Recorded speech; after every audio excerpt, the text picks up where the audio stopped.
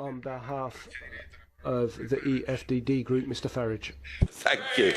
It is quite extraordinary that we can have in this room the head honchos of Brussels, Mr. Juncker, the Belgian Prime Minister, the leaders of the big groups, to discuss the future of the European project, and there's barely been a mention of the biggest, most dramatic event that has ever happened since the foundation of the European treaties 60 years ago, namely Brexit. You don't want to talk about Brexit. And I wonder whether it had actually ever occurred to you, Mr. Juncker, that when David Cameron came here to negotiate with you, had you given him just a few modest concessions, had you given him the ability to control our borders a little bit more, Brexit wouldn't have happened. But no, we don't discuss that. No, what we do is we say to ourselves that our citizens want more Europe. I've heard it again and again this morning.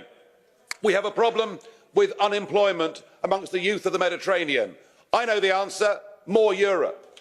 We have a problem with growing terrorism in our countries, something that we've caused ourselves, but we decide no, the answer is, or in the case of the Belgian Prime Minister Michel, to have a European CIA. We decide that on taxation, on regulation, no member state can make their own decisions. It's all got to be decided here in Brussels because we need more Europe. In fact, many of you have decided that migrant quotas are a good idea, so that individual member states can't make their own decisions. So is it any wonder that there are countries now, voters everywhere, waking up to the idea that you cannot be an independent, democratic nation state and a member of this union?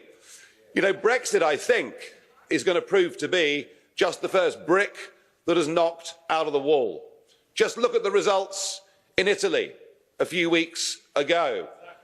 Look at the stunning results in Hungary the other week, that magnificent victory of Viktor Orban, and about 70% of voters in Hungary voting for parties that want the nation state to be the key to everything. And you know, if you really think about whether this European project can survive or not, it all comes down to what is a nation? What is the unit towards which we give our allegiance, to which we pay our taxes, to which we would, in extremis, be prepared to defend? And there are some, like Mr. Verhofstadt here, who seem to think that this flag represents a European identity, and he clearly identifies as a European. Many of you in this room identify as Europeans, but you're missing something. The peoples of Europe do not identify with that flag. They do not identify with these institutions. There is no, oh, well, if you're on the payroll, it's easy to say it works, isn't it? But actually, out there in the real world, there is not a European demos, there is not a European identity. Maybe, but maybe, there may be one exception. There may be one exception, and that could be Belgium. Because nobody ever dares tell the truth about Belgium. Belgium is not a nation. It's an artificial creation. I know the Brits did it. Maybe once again we can be blamed. But the truth is there are two parts of Belgium.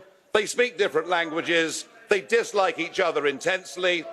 There's no national TV station. There's no national newspaper.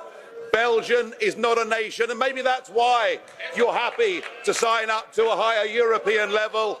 Well, if Belgium wants it, that's fine, but I can assure you, and you can scream and shout all you like, just look at the election result. You're losing, folks. You're losing. Brexit is the first brick out of the wall. You've learnt none of the lessons. The days of this project are over.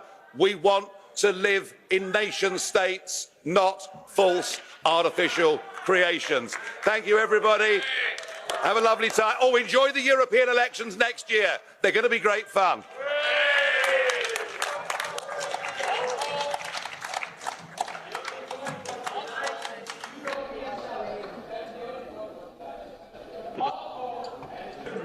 Onorevole Farage, le ricordo che anche Mr. Farage, you are drawing a salary as a member of the European Parliament like everyone else.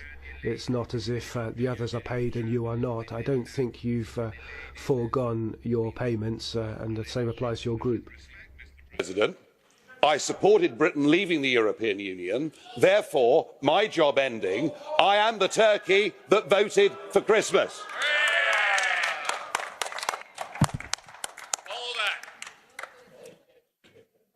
Siccome lei ha affermato che coloro As you have stated, that those supporting Europe are doing so because they're on the payroll, I'm making the point that you are too. On behalf of the ENF, Mr.